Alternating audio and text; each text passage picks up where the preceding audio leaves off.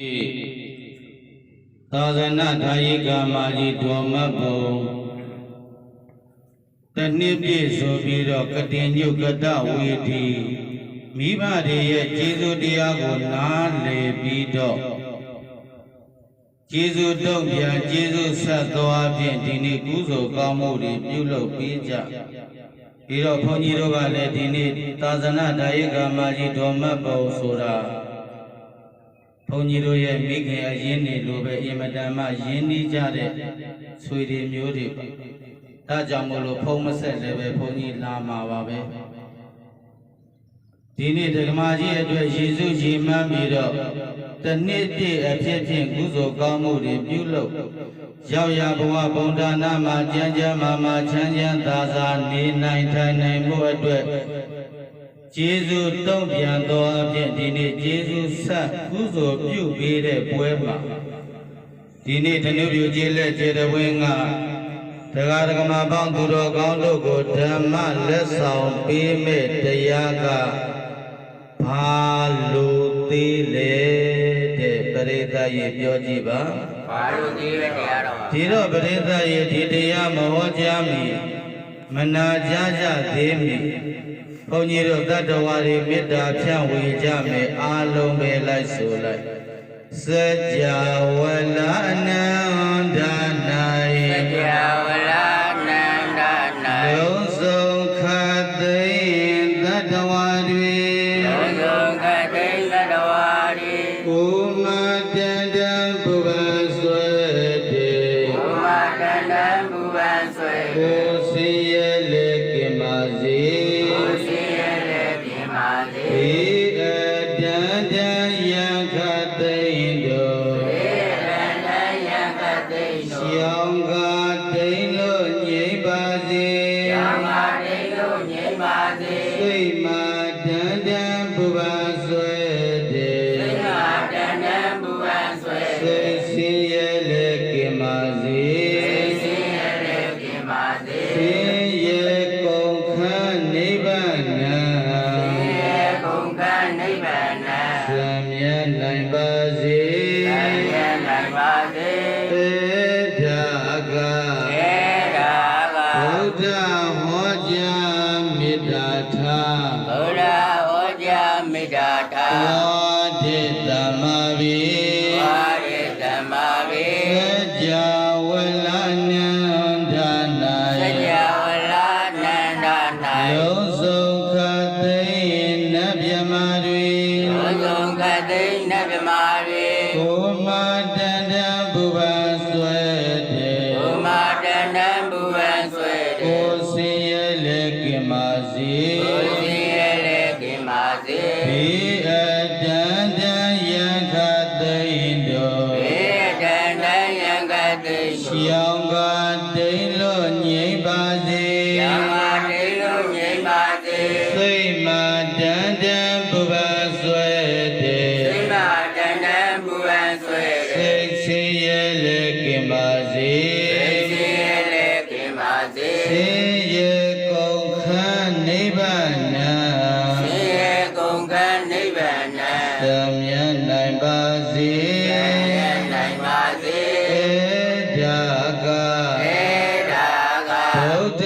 ဟောကြားမေတ္တာထားဗုဒ္ဓဟောကြားမေတ္တာထားဝါဒေသမ္မာဝိဝါဒေသမ္မာဝိသဗ္ဗေတိယောဝိဝဇန္တုသောကောတောကောဝိနတတုမာတိဘဝန္တောတဒါယသုခေတိကာယုကောဘဝံသဗ္ဗေတိယောလုံးစုံသောဘေဥပအန္တရယောဂယံတရေဟုသမြပေါင်းတို့သည်ဝိဝဇန္တုရှောင်းလွယ်ပြောက်ပြေကြပါစေကုန်သောကောသသောကတရားတိ၎င်းဒေါကောသကနာယောဂတို့တိ၎င်းဝိနတတုပြောက်ပြေပါစေအန္တရာယန္တရေဟုသမြပေါင်းတို့သည်မဘဝ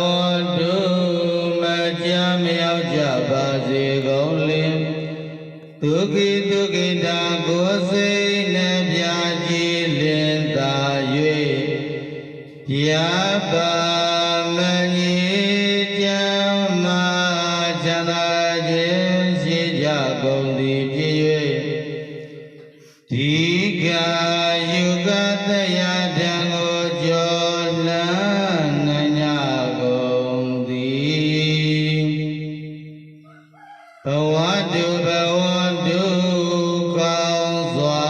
မသွေဖြစ်ကြပါစေကုန်သတည်းသာဓုသာဓုသာဓုဘုံညင်သဗ္ဗပိသတိမဘိဓမ္မဒေသနာဘေကဝတဝတိယံစေတဝနေဝိဟတံတောတံအာတပကတိတိဘေကဝသုံးလောကဒုတရှင်တို့မြတ်ဖယားတိဘုံညင်သဗ္ဗပိသတိဘုံညင်သဗ္ဗပိသသာရှိတဲ့ဣမံဘိဓမ္မဒေသနာဘာလို့သိလဲဆိုတဲ့ဓမ္မကထာဒေသနာတော်ကိုသတ္တနံတတဝါတတွေလိုက်နာခြင်းသုံးပွားများအားထုတ်အတုယူခြင်းကြလူရနိုင်ပါစေခြင်းအကျိုးငါကထေတိကရုဏာဓမ္မေတ္တာအားဖြင့်ဟောကြားတော်မူခဲ့ပါပေတည်းသာဓုသာဓုသာဓုမြတ်စွာဘုရားစေတော်ရွှေကြောင့်ကိအောင်မွေလျောစရင်သုံးတော်မူနေတဲ့အချိန်ကာလလူပရိသနပရိသမေပရိသယပရိသညာစွာသောပရိသတို့လိုက်နာခြင်းသောပွားများအားထုတ်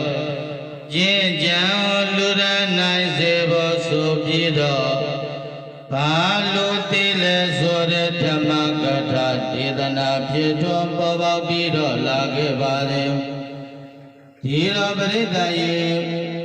လွန်ခဲ့တဲ့တနည်းကငါဘုံသေးဘဝတည်ရွှေပြောင်းသွားတဲ့သာသနာထာယိကာမကြီးဒေါမဘုံအတွက်ဒီနေ့ရည်စူးရည်မှန်းပြီးတော့ကုသိုလ်ကောင်းမှုတွေပြုလုပ်ပေးကြတဲ့အချိန်အခါမှာဒီနေ့ဓမ္မလက်ဆောင်ပေးတဲ့ဒီနေ့ဟောတဲ့ပြောတဲ့စကားလုံးတွေဒီနေ့ဟောတဲ့တရားဒီနေ့ပြောတဲ့စကားတွေကိုအဖိတ်အစဉ်အလီအလွင်းမရှိအောင်နားထောင်ကြဒီတော့ပရိသတ်ရေလောကကြီးမှာချမ်းသာဖို့ဆိုရင်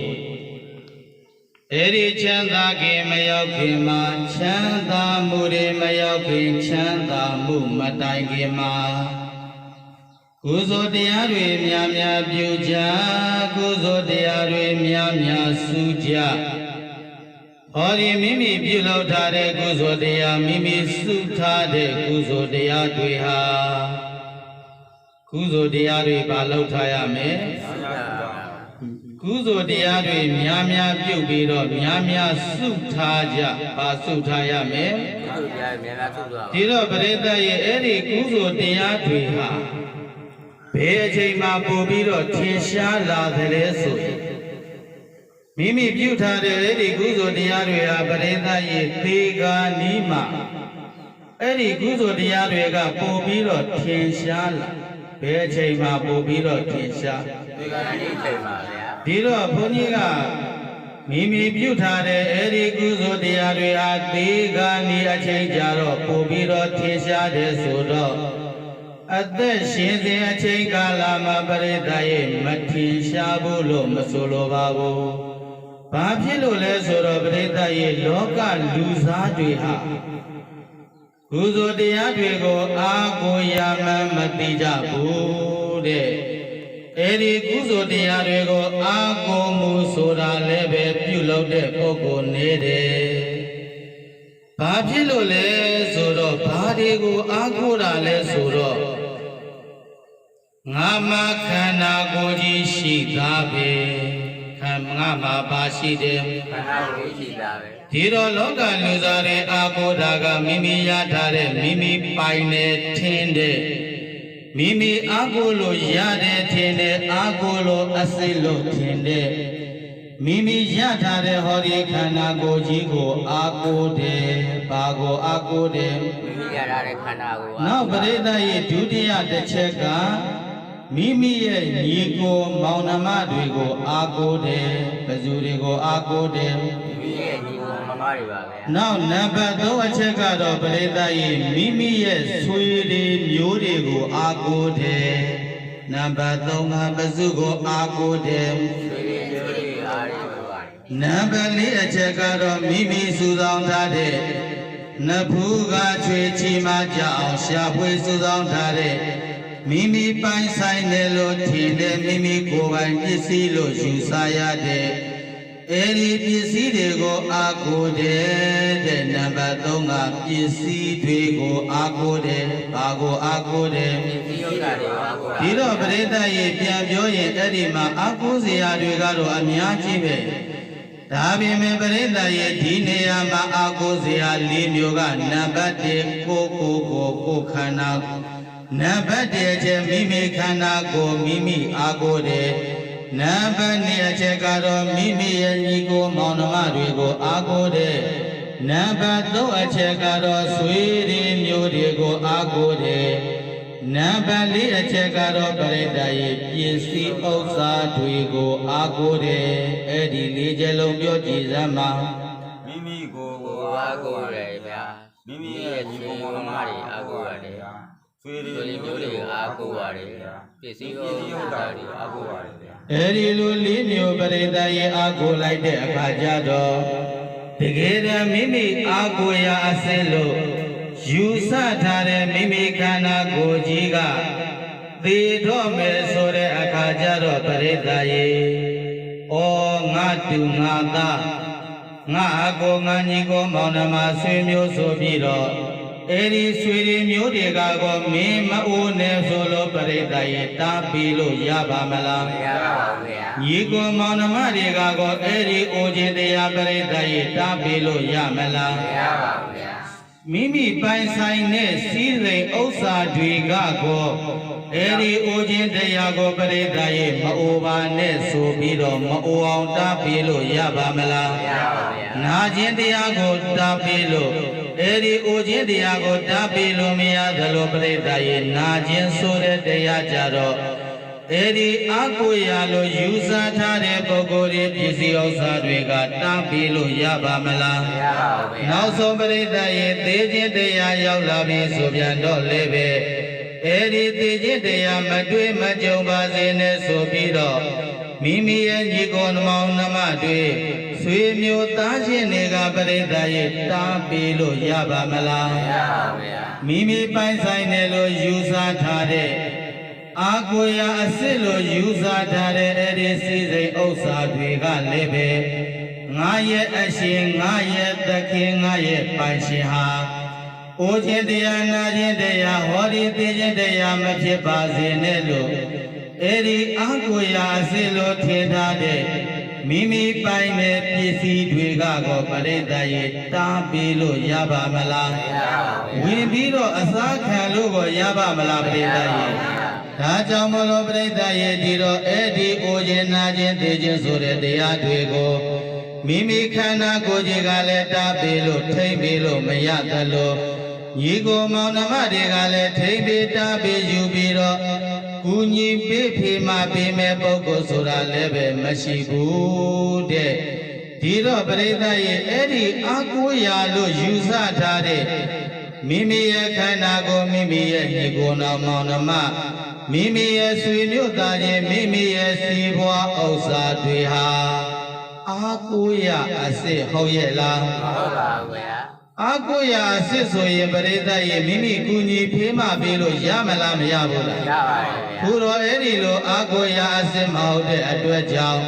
မြတ်စွာဘုရားရှင်ကနောက်ကြည့်တော့ပရိသတ်ရဲ့မိမိရဲ့ခန္ဓာကိုယ်ပြန်ကြည့်ဟ ဟောဒီမိမိရတာတဲ့ခန္ဓာကိုယ်ကြီးမိမိအာကိုယ်တဲ့ဆိုပေမဲ့ဟောဒီခန္ဓာကိုယ်ကြီးကလည်းပဲငါမှာအရှင်ငါမှာပိုင်ရှင်ရှိသားပဲငါမအိုဘူးမနာဘူးမသေးဘူးဆိုပြီးတော့တောင့်တင်းပြီးတော့ပရိသတ်ရဲ့ခံထားလို့ရရဲ့ ရပါဘူး အဲဒီလိုမရတဲ့အတွက်ကြောင့်ပရိသတ်ရဲ့ငယ်ရွယ်စဉ်ကာလမှာတော့ဟောဒီခန္ဓာကိုယ်ကြီးနှုတ်ပြထွားကြိုင်ပြီးတော့အာယင်မလာတဲ့ပြည့်ဖြောနေတော့ဟောဒီခန္ဓာကိုယ်ကြီးဟာအာကိုလိုရတယ်လို့ထင်ရပေမဲ့တကယ်တော့ပရိသတ်ရဲ့အိုးခြင်းနာခြင်းသိခြင်းတရားနဲ့တွေ့လာတော့ဟောဒီခန္ဓာကိုယ်ကြီးဟာတကယ်တမ်းအာကိုရာအစစ်ဟုတ်သေးရဲ့လား ဟုတ်တော့ ဒါကြောင့်မြတ်စွာဘုရားရှင်ကိုရောမြတ်ကပူဇော်တရားတွေသာလျင်အာကိုရာဘာတရားတွေကအာကိုရာ ဒီလိုတရားရတာ ဒါကြောင့်မြတ်စွာဘုရားရှင်ကိုရောမြတ်ကနိဟတိဒေဝဒါနိနာဒါနိနာပိကခန္ဓာယဩဒနာတသေတတ်တဲ့ဟောဒီခန္ဓာကိုယ်ကြီးအတွင်းကနေပြီးတော့ဒါနိနာပိကစွန်ကျဲလူဒန်းခြင်းဆိုတဲ့ဒါနသီလိနာသောတိထိသိခြင်းဆိုတဲ့သီလသမထာတဲ့သတ္တဝါတွေကြမ်းပါပါစေချမ်းသာပါစေလို့မေတ္တာပို့လို့ခြင်းသမထာအရဟံဘုရားတရားသံဃာဘုရားရဲ့ဂုဏ်တော်တရားရဲ့ဂုဏ်တော်သံဃာရဲ့ဂုဏ်တော်အဲ့ဒီဂုဏ်တော်အစိတ်စိတ်တွေကိုတစ်ခုတစ်ခုအရဟံဂုဏ်တော်ဆိုရင်လည်းအရဟံဆိုပြီးတော့ပရိစိတ်အဲ့ဒီပရိစိတ်မူဟာသမထပါပဲဒါကြောင့်ပရိသတ်ရေလိုက်ဆိုပါအရဟံဘွား ရဟန်းဘွား ထိုသူများပေါ်များလက်မိုးဆွေ ဘောများလက်မိုးဆွေ အရဟံဘွား ရဟန်းဘွား ထိုသူများပေါ်များလက်မိုးဆွေ ဘောများလက်မိုး ဒီတော့လက်လာပါတွေဝင်းခြင်းနဲ့ဆိုရင်စီးပွားဥစ္စာတွေတိုးတက်ခြင်းနဲ့ဆိုရင်ဟိုအေးပါပါတို့ဈေးရောက်နေတာအဲ့ဒီတော့ဈေးရောက်ရင်းနဲ့ငုတို့ထိုင်ပြီးတော့အရဟံ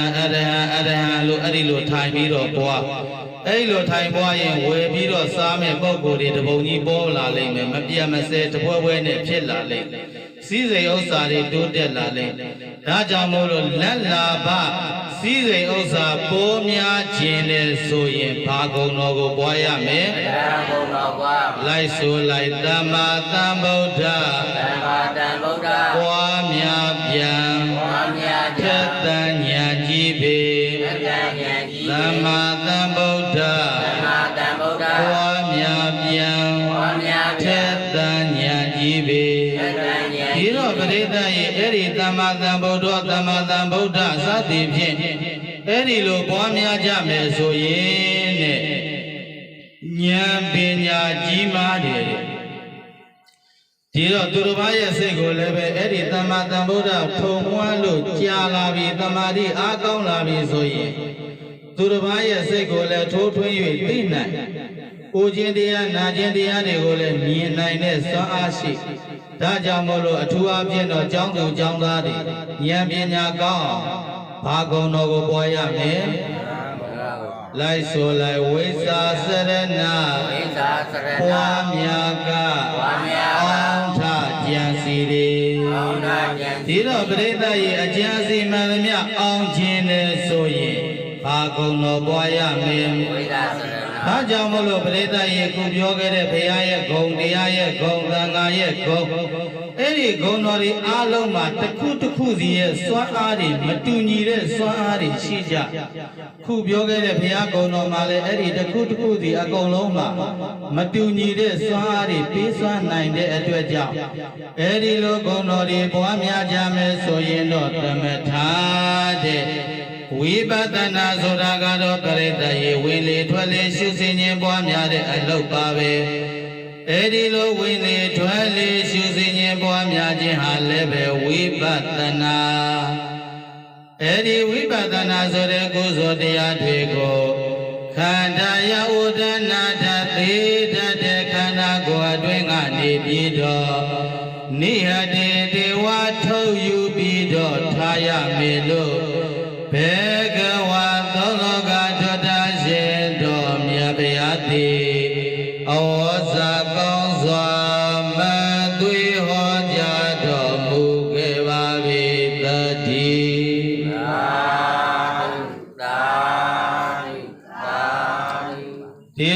သတ်ရေအဲ့ဒီလိုခန္ဓာကိုယ်ကြီးကအကိုရာမဟုတ်တဲ့အတွက်ကြောင့်နောက်ဆုံးအကိုရာအစစ်ကဘာတရားတဲ့ကုသိုလ်တရားအဲ့ဒီကုသိုလ်တရားမှာပရိသတ်ရေဟောဒီခန္ဓာကိုယ်ကြီးကိုအရင်တည်ပြီးတော့ခန္ဓာကိုယ်ကြီးကိုအမိပြုပြီးတော့ဒါနသီလသမထဝိပဿနာစေတဲ့ကုသိုလ်တရားတွေကိုထုတ်ယူပြီးတော့ထားရမှာလားမထားရဘူးလားထားရပါဗျာဒီတော့ပရိသတ်ရဲ့အဲ့ဒီအာဟုရာအစစ်ဖြစ်တဲ့ကုသိုလ်တရားတွေဩဒနာတတ်တဲ့မိမိတို့ရဲ့ခန္ဓာကိုယ်အတွင်းကနေပြီးတော့ထုတ်ယူထားပါဆိုတော့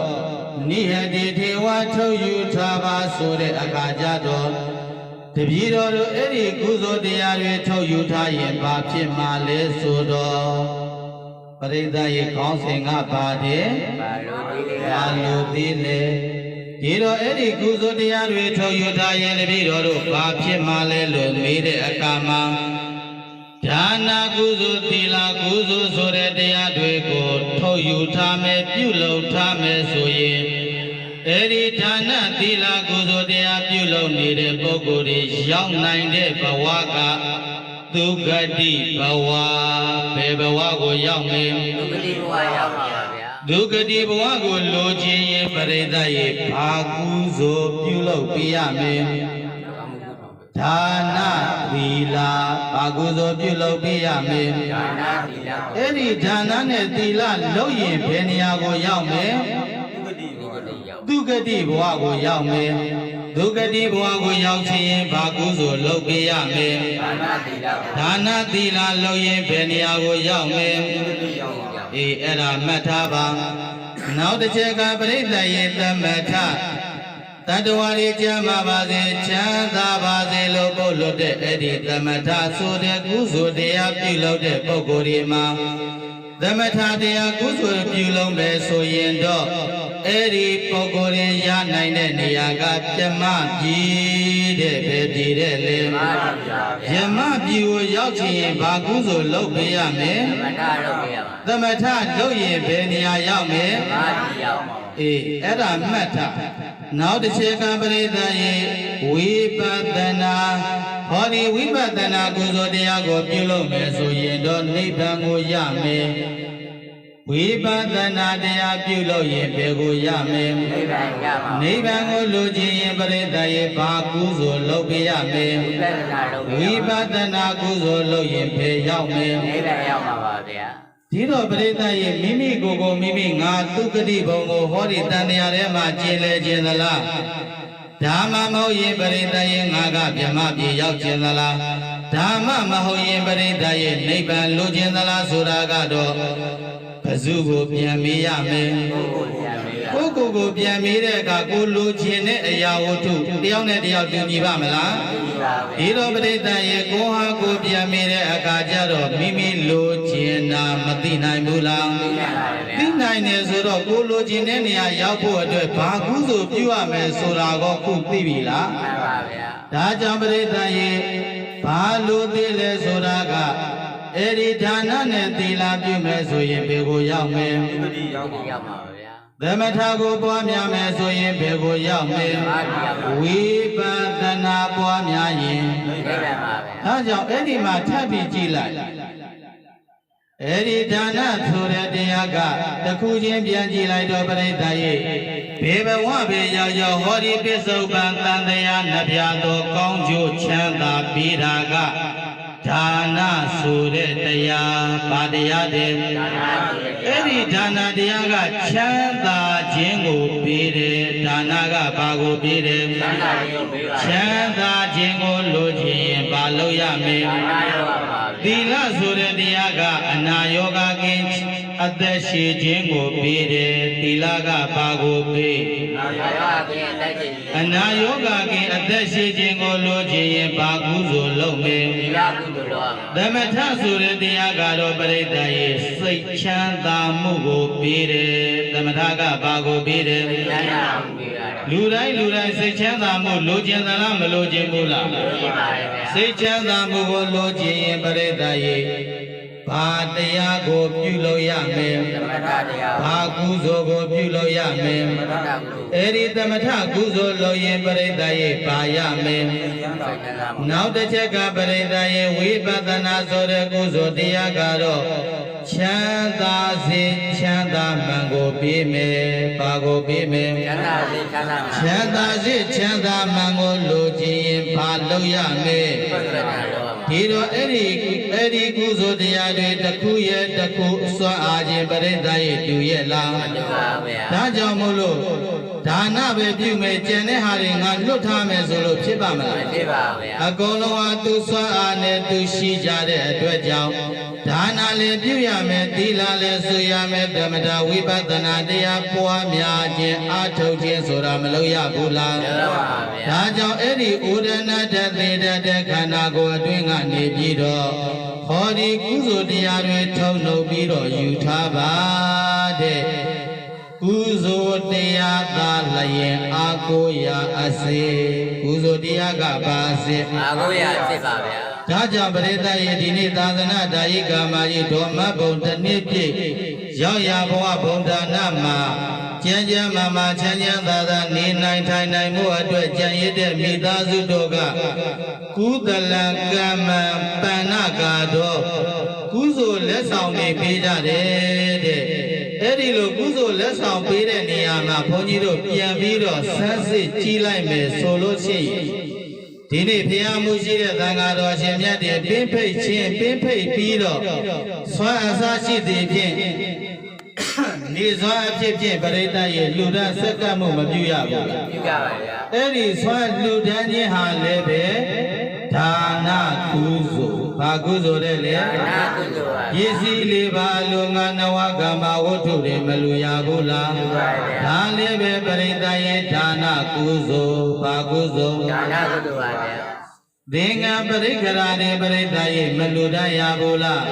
အဲ့ဒီသင်္ကန်းပရိက္ခရာလူဒန်းခြင်းဟာလည်းပဲဒါနကုသိုလ်ဘာကုသိုလ် ဒါနကုသိုလ်ပါ ဒီတော့ဒကမာကြီးအတွက်ယေရှုကုသိုလ်ကောင်းမှုပြုလုပ်တဲ့နေရာမှာနံပါတ်1ဘာကုသိုလ်ရသွားပြီလေ ဒါနကုသိုလ်ပြပါဗျာ နံပါတ်2အချက်အဲ့ဒီဒါနတရားကိုအခြေခံပြီးတော့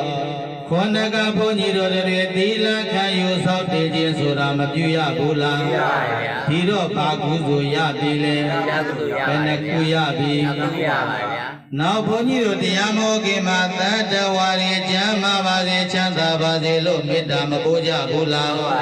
ဒီတော့သမထကုသိုလ်ကိုပရိသတ်ရေမရဘူးလား ရပါတယ်ဗျာ ကုသိုလ်ဘယ်နှမျိုးရသွားပြီလဲ ရပါတယ်ဗျာ ပြောကြည့်စမ်းပါ ဒါနကုသိုလ်သီလကုသိုလ်သမထကုသိုလ် နောက်ဆုံးပရိသတ်ရေဝိပဿနာကုသိုလ်ရဖို့အတွက်ကတော့ဒီနေ့ဘုန်းကြီးတို့ဒုက္ခဓမ္မပေါင်းသူတော်ကောင်းတို့ပြိဖိတ်ထားတဲ့တန်ဃာတော်အရှင်မြတ်တွေဟာလေခန္ဓာ၅ပါးယုံနဲ့တရားကြီးမရှိဘူးလား ရှိပါတယ်ဗျာ အလူပေးနေတဲ့ပုဂ္ဂိုလ်တွေမှလည်းမရှိဘူးလား ရှိပါတယ်ဗျာ နောက်ပြည်တော်ပရိသတ်ရဲ့လူဝဲဝတ္ထုပစ္စည်းတွေဘယ်နှမျိုး သုံးမျိုး အဲ့ဒီ၃မျိုးလုံးပရိသတ်ရဲ့ပြန်ပြီးတော့တည်တည်ချာချာဉာဏ်ပညာလေးနဲ့စဉ်းစားကြည့်လိုက်တော့ဘယ်ဟာမြတ်အမြဲထာဝရတည်ရှိမဲ့ဟာရှိတယ် မရှိပါဘူးဗျာ အကုန်လုံးဟာအချိန်ကြရင်ပရိသတ်ရဲ့ပျက်စီးမသွားဘူးလား မရှိပါဘူးဗျာ အဲ့တော့မမြဲပျက်စီးတယ်ဆိုတော့မြဲလို့လားမမြဲလို့လား ရဲလို့ပါ မမြဲဘူးဆိုတော့ဘာလက္ခဏာလို့ပြောမလဲ ဣဇာလက္ခဏာ ဒါကြောင့်ပရိသတ်ရဲ့အဲ့ဒီအနေစာဒုက္ခအနတ္တဆိုတဲ့လက္ခဏာရဲ့၃ပါးမြင်အောင်ကြည့်ထင်အောင်ကြည့်ပြီးတော့အဲ့ဒီလိုဆင်ခြင်ပွားများပြီးတော့လူတန်းလိုက်မယ်ဆိုရင်ဝိပဿနာလမ်းကြောင်းပေါ်ရောက်လို့နိဗ္ဗာန်အေးကြီးအမှန်မြတ်နိဗ္ဗာန်ကိုကောင်းစွာမသွေကူးမြောက်နိုင်ကြပါပေကုန်သတည်း သာဓုသာဓုသာဓု ဒီတော့ဒီနေ့သာသနာဒါယိကာမကြီးအတွက်ရည်စူးရည်မှန်းပြီးတော့ကုသိုလ်ကောင်းမှုပြုပေးလိုက်တဲ့အခါအဲဒီကုသိုလ်ကောင်းမှုပြုလုပ်ပေးတဲ့နေရာမှာပရိသတ်ရေကုသိုလ်ဘယ်နှမျိုးရသွားပြီလဲ မျိုးရပါတယ် ဗျာဘယ်နှမျိုး မျိုးပါဗျာ ပြောကြည့်ပါဒါန ကုသိုလ်သီလ လကုသိုလ်သမထကုသိုလ်ဝိပဿနာကုသိုလ်ပါဗျာ စုံသွားပြီမဟုတ်ဘူး မှန်ပါ ဒါကြောင့်ပရိသတ်ရဲ့ခုနကဘုန်းကြီးပြောခဲ့တဲ့ဒါနနဲ့သီလပြုရင်ဘယ်ကိုရောက်မယ် ကောင်းတယ် သူဂတိသမထပွားများရင်ဘယ်ကိုရောက်မယ် မှန်ပါ ဝိပဿနာလုပ်ရင် နိဗ္ဗာန်ခန္ဓာ ဘာလို့သေးလဲပြည့်စုံပြီမဟုတ်ဘူးလားဒါကြောင့်ပရိသတ်ရဲ့ဒီနေ့ပေးတဲ့တရားကောင်းစဉ်နဲ့ညီသွားပြီဆိုတော့ဘာမှမလိုတော့ဘူးမိမိရောက်ခြင်းတဲ့နေရာကိုကြည့်ပြီးတော့ကုသိုလ်တရားတွေဖြည့်ဆည်းကြမယ်အာကိုစေအာကိုမှန်ဖြစ်တဲ့အာကိုရာအစစ်ဖြစ်တဲ့ဟောဒီကုသိုလ်တရားတွေဖြည့်ဆည်းကြမယ်ပြုလုပ်ကြမယ်ဆိုရင်ဟောဒီကုသိုလ်တရားတွေပြုလုပ်နေကြတဲ့ပုဂ္ဂိုလ်တွေကိုမြတ်စွာဘုရားကအဘမတော်ရေကဲ့သို့ရည်မှန်းပြီးတော့ကုသိုလ်တရားတွေဖြည့်ဆည်းပြုလုပ်နေကြကုန်သောအလူရှင်လူမပေါင်းသင်သူတော်ကောင်းတို့နှင့်တကွတရားနာပရိသတ်ပေါင်းသင်သူတော်ကောင်းတို့သည်အမတန်သိခြင်းကင်းပြနိဗ္ဗာန်ဓာတ်သို့အရံရာကြောင်းခြင်းကောင်းပါပေသတည်းဣမံပိဓမ္မဒေသနာဘာလို့သိလဲဆိုတဲ့ဓမ္မကထာဒေသနာတော်ကိုသတ္တနံသတ္တဝါတွေလိုက်နာခြင်းသောဘွားများအထုပ်အတုယူကျင့်ကြံလူဒန်းနိုင်ပါစေခြင်းအကျိုးငါဒေသင်တိကရုဏာဓမ္မေတာအဖြစ်ဟောကြားတော်မူခဲ့ပါပေသတည်း